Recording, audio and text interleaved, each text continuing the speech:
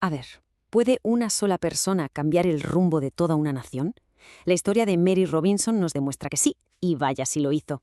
Hoy vamos a ver cómo una mujer sacudió los cimientos de un país entero. Y es que no hay mejor forma de entender el terremoto que supuso su llegada que con sus propias palabras. Esto fue lo que dijo el día de su histórica victoria. La cosa no iba de mecer la cuna, no, iba de sacudir el sistema.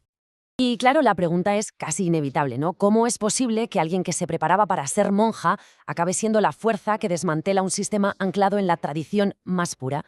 Para entenderlo, tenemos que ir al principio de todo. Para encontrar las raíces de ese espíritu rebelde hay que viajar a un lugar que, en apariencia, era de lo más tradicional, Ballina, en el Condado de Mayo. Allí, en una familia de clase media, la fe y la tradición lo eran absolutamente todo. Si lo miramos por encima, podría parecer un mundo privilegiado, ¿verdad? Pero en el fondo era un mundo con unas reglas muy estrictas, con una devoción religiosa que lo marcaba todo y con un camino que parecía, bueno, inamovible para la única hija de la familia. Su futuro, vamos, parecía ya escrito. Pero entonces, a los 17 años, llega un viaje a París. Y ese viaje lo va a cambiar todo. El plan era sencillo, prepararse para entrar al convento. La realidad, sin embargo, fue una auténtica explosión intelectual. En vez de doctrina, descubrió a Hegel y a Sartre, y en lugar de fe ciega, empezó a cuestionarlo todo. Todo, incluida su propia vocación. Y esta fue su primera gran rebelión. Y claro, tuvo un precio. Imaginen la escena, las discusiones con unos padres aterrorizados, no tanto por su futuro, sino directamente por su alma. Pero ella se mantuvo firme. Acababa de elegir su propio camino, aunque tuviera que empezar a andarlo completamente sola. Vale, ya tiene ese espíritu crítico, esa nueva forma de ver el mundo. ¿Y ahora qué? Pues en vez de guardárselo para ella, lo convirtió en su arma. Con una formación en Derecho en Dublín y en Harvard, encontró su verdadero campo de batalla, los tribunales. Pero ojo, no se dedicó a casos cualquiera. ¿Qué va? Buscó a propósito las batallas que nadie más quería librar, esas que el sistema consideraba causas perdidas. Defendió a los marginados, luchó por derechos que en aquel momento parecían imposibles de conseguir. Estaba claro que no había elegido el camino fácil. Y de todas esas luchas hubo una que lo cambió todo, el caso de Josie Eyre, una mujer que luchaba por un divorcio justo. Robinson llevó el caso hasta el mismísimo Tribunal Europeo y ganó. Obligó a Irlanda a crear un sistema de asistencia jurídica gratuita. Ya no era solo una abogada, se había convertido en una fuerza imparable.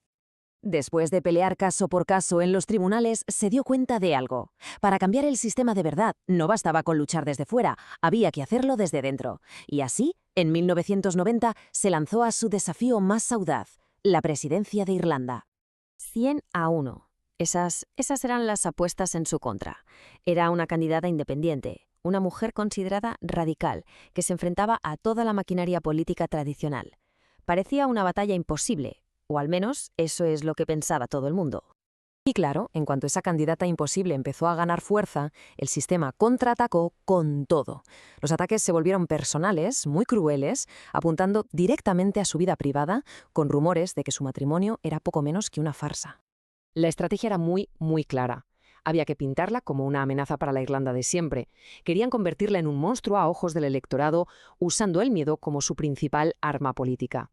¿Pero qué pasó? Pues que el pueblo irlandés no se lo creyó. El 9 de noviembre de 1990 dieron su propio veredicto, eligieron a la que venía de fuera y cambiaron para siempre el rostro de la política irlandesa. Como ella misma diría, habían sacudido el sistema. Vale, había ganado. Pero para Mary Robinson, esto no era el final. Era solo el principio. No se trataba solo de ocupar un cargo, sino de reinventarlo por completo, de darle un propósito totalmente nuevo. Y lo hizo con un gesto que parece simple, pero que es potentísimo. Colocó una luz en la ventana de la residencia presidencial. Un gesto que se convirtió al instante en un faro de esperanza para una Irlanda nueva y, sobre todo, mucho más inclusiva. Con ella, la presidencia dejó de ser algo meramente ceremonial. La convirtió en una herramienta activa para tender puentes, con la diáspora irlandesa repartida por el mundo, con el Reino Unido e incluso con las comunidades más marginadas dentro del propio país. Demostró que el poder también podía usarse para unir, no solo para dividir. Bien, después de haber transformado Irlanda de arriba abajo, la pregunta era, ¿y ahora qué? Pues para ella la respuesta estaba clara, el mundo. Decidió llevar las lecciones que había aprendido en su país a un escenario global. Y es que su activismo no terminó al dejar la presidencia, ni mucho menos. Simplemente cambió de escala. Pasó de Irlanda al mundo entero, centrando toda su energía en los derechos humanos globales y en una nueva batalla que, bueno, definiría nuestro futuro, la justicia climática.